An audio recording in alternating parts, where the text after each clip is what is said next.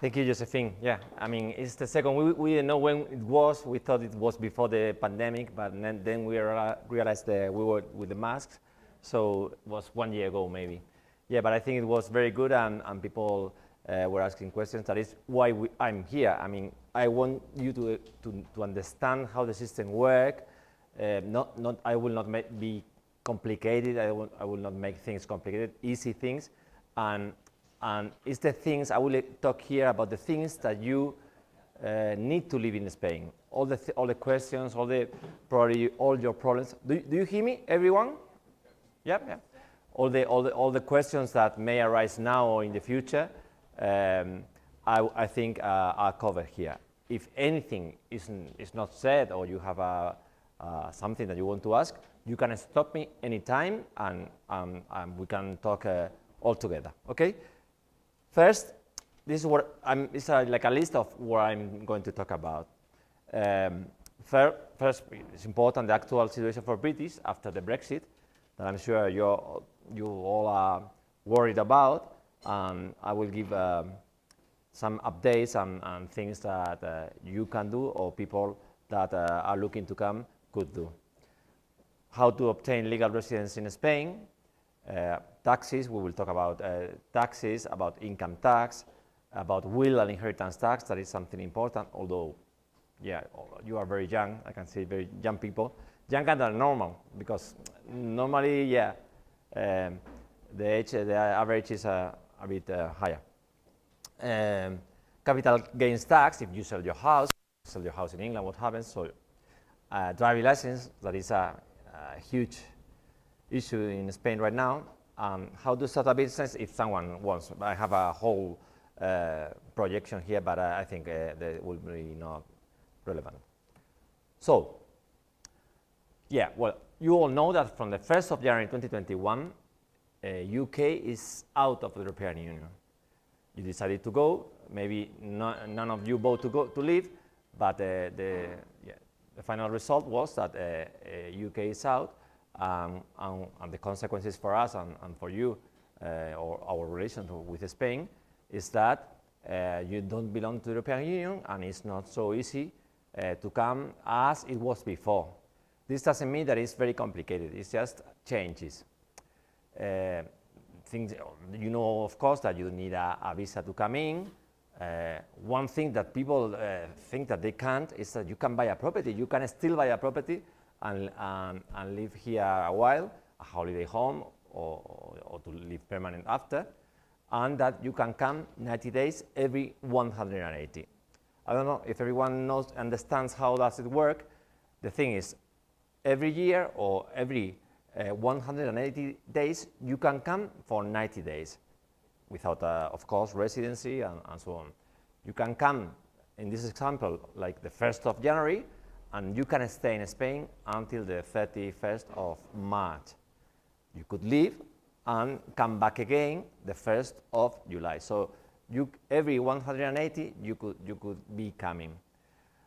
What happens if you stay more or stay longer? I don't know. I don't think it's going to be an issue. Of course, you are breaking the law, but as you go back to England and no one is going to ask you to see your passport normally when you go back, then I don't think it's a big issue. But of course, it's not what the rules are saying right now. Someone told me about the possibility of there are apps where you can download and you put the dates and if you move throughout Europe, and you can easily calculate how long can you stay in Spain. Now, I don't know if you are new guys. I see some familiar faces, so some of you, I know that you are here, but I'm sure that you've been asked by friends or family that are looking to come to Spain, what are the actual possibilities of coming to Spain to live. So, basically, let's say two. There are others for people that are looking to work or to work in a big company or something like that, but basically there are two. The first one is the non-lucrative visa.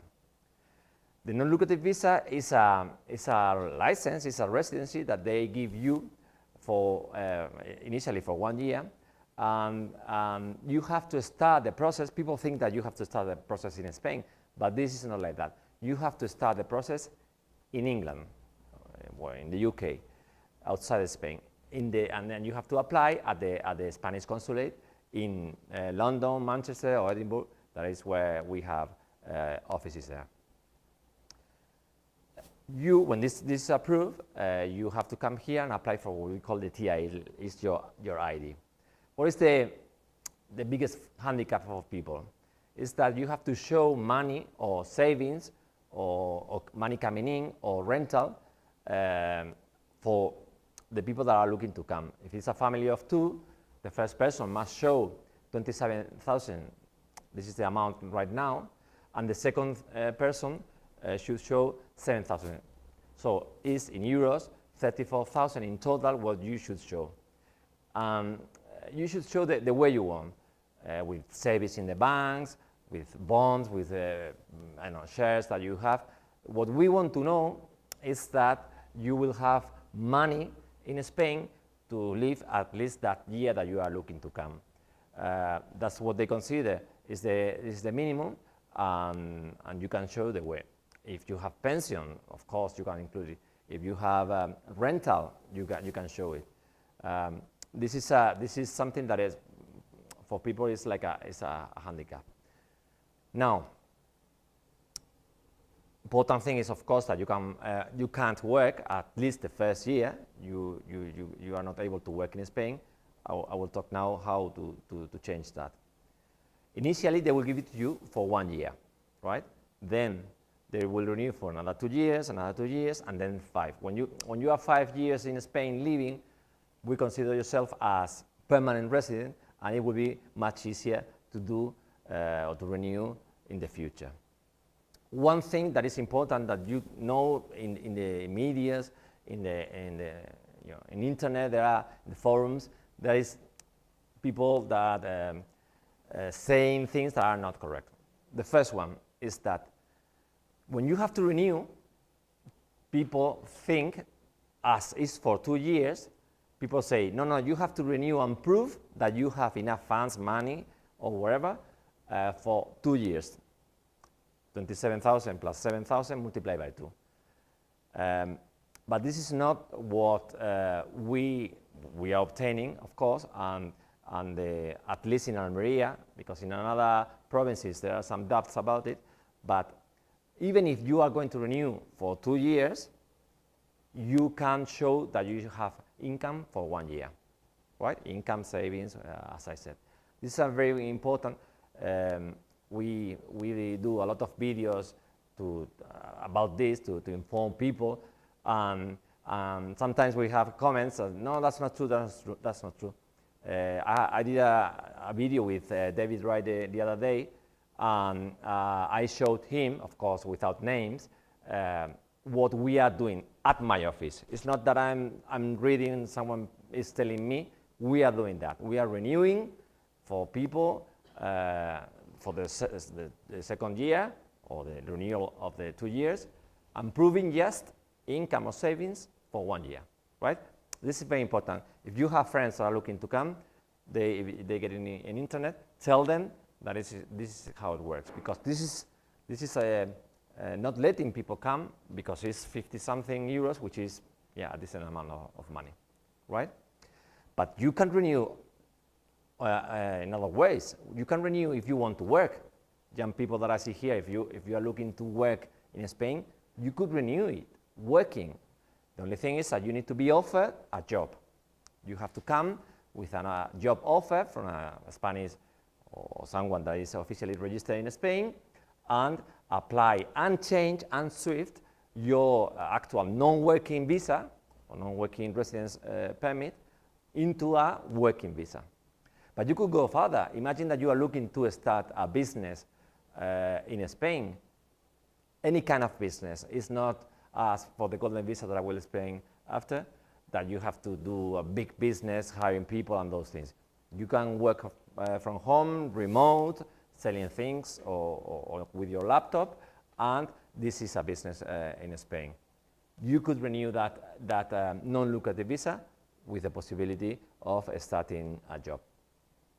You have to submit like your project, what you are going to do, what's your expectations. But if this is not something that is really, really weird, they will normally approve.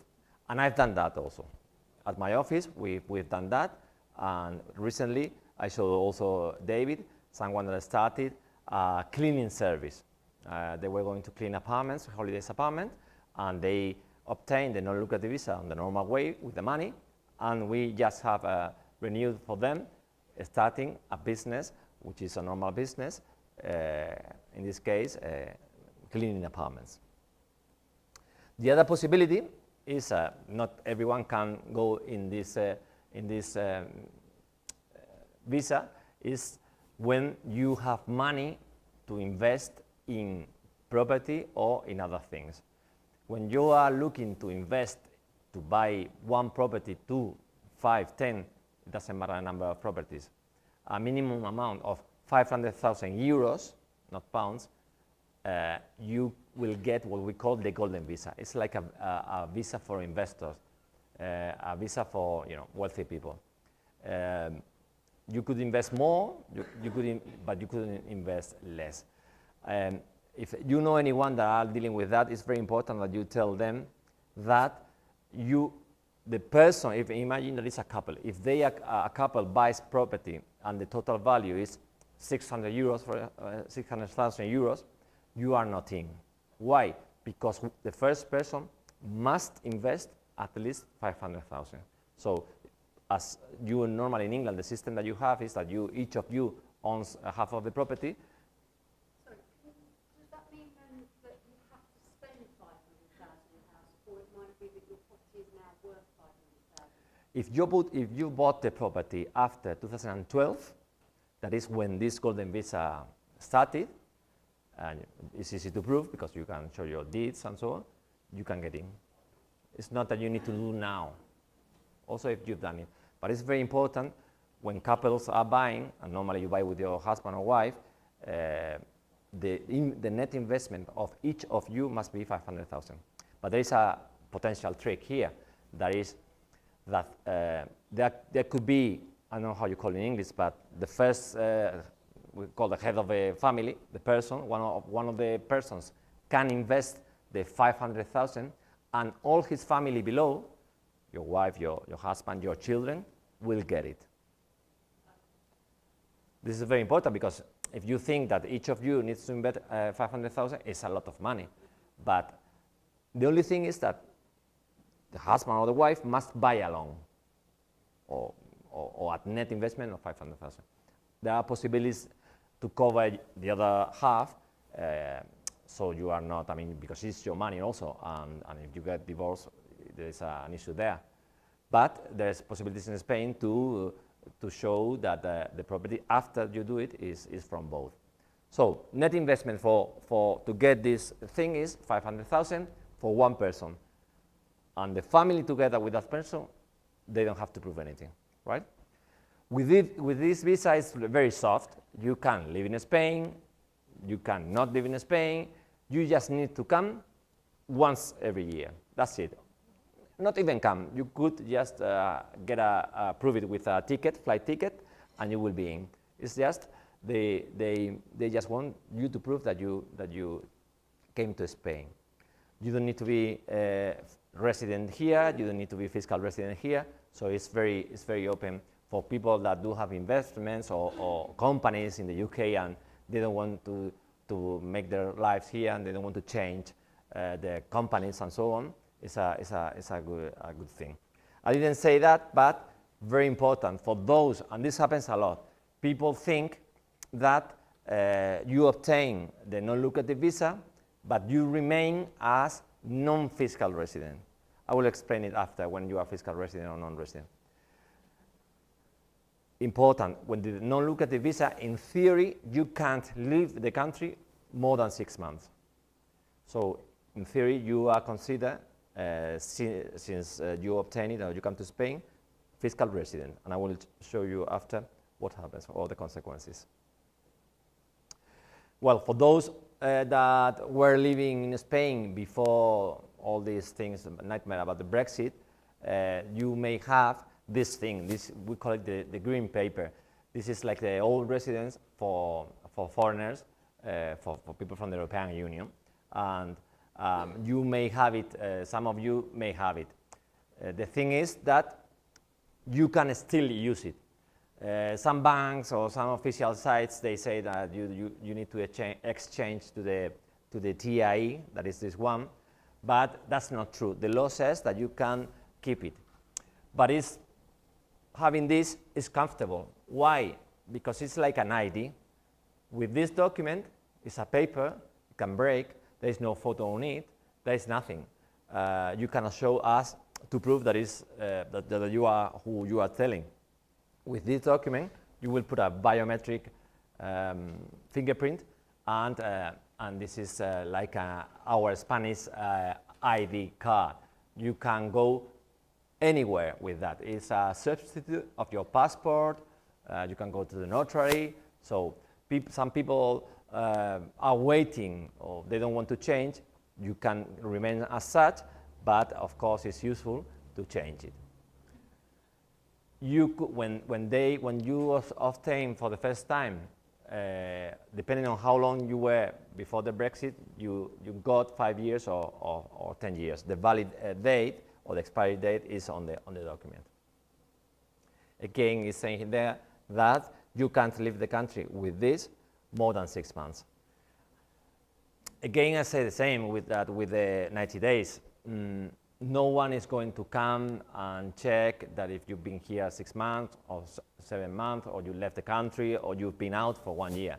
Normally, the Foreign Office are not going to sue you for that. So, yeah, if you need to leave for some reason, don't reject this thing. Don't leave it because it's so difficult to get it now. Well, difficult is all the paperwork that we said. That I would not get rid of it because you need to go for 1 year or 8 months or 9 months to your country for some reason.